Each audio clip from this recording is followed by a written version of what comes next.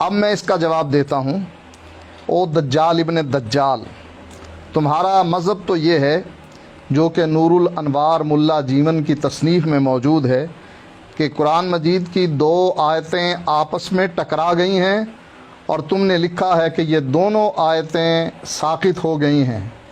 یہ قرآن مجید کی آیات قرات کے بارے میں ہے، ایک قرات سے منع کرتی ہے تمہارے بقول اور دوسری اجازت دیتی ہے۔ تم نے دونوں آیتوں کو قرآن سے ساقط کر دیا اور ثابت کیا کہ قرآن کی یہ آیتیں آپس میں ٹکرا رہی ہیں۔ جب قرآن کی آیتیں آپس میں ٹکرا رہی ہیں تو قرآن اور حدیث اگر آپس میں ٹکرا جائے تو یہ تو معمولی بات ہے۔ آپ نے یہ کہا نور الانوار کا حوالہ دیا ملا جیون کا، تو طالب الرحمان صاحب کچھ خوف خدا کیجیے۔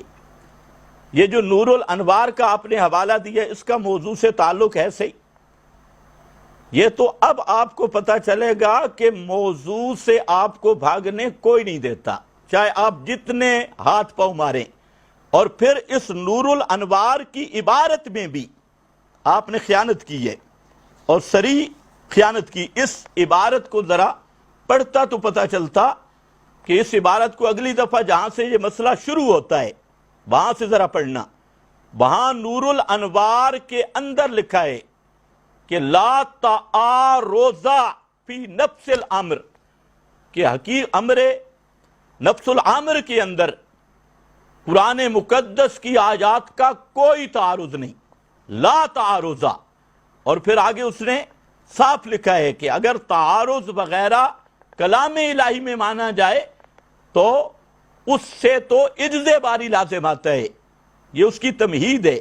اور یہ جو آپ نے تعارض سے تساقطا اور وہ بھی غلط پڑھا ہے، یہ چیزیں جو ہیں یہ خالص علمی ابحاث ہیں جو آپ کے بس نہیں، آپ کے بس کی بات نہیں ہے ان علمی ابحاث میں ٹانگ اڑانا۔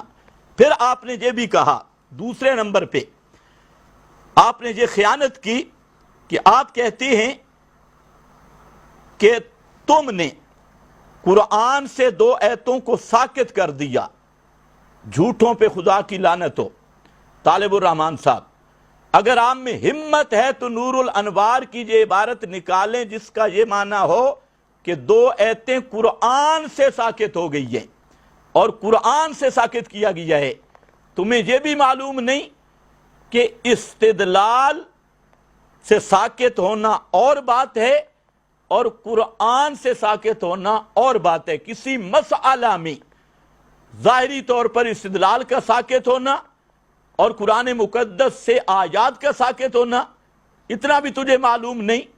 تیسری آپ نے خیانت یہ کی ہے کہ آپ نے ملا جیمن کا نام استعمال کیا نور الانوار، اور نور الانوار میں کیا ایک ضابطے کی مثال ہے، اس ضابطے کی مثال کو آپ نے اپنی جہالت سے مذہب بنا ڈالا ہے۔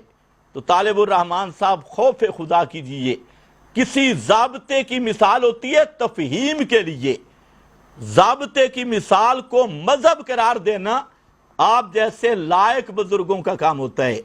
اور چوتھے نمبر پر میں آپ سے پوچھ سکتا ہوں کہ گفتگو ہو رہی ہے قرآن کے مد مقابل روایت کی بات چل رہی ہے اور پیش کر رہے ہیں آپ نور الانوار، تو ملا جیون کو آپ اللہ مانتے ہیں یا رسول مانتے ہیں؟ یہ ذرا اگلے کلمے میں وضاحت کریں کہ ملا جیون کی عبارت جو آپ پیش کر رہے ہیں کس حیثیت سے؟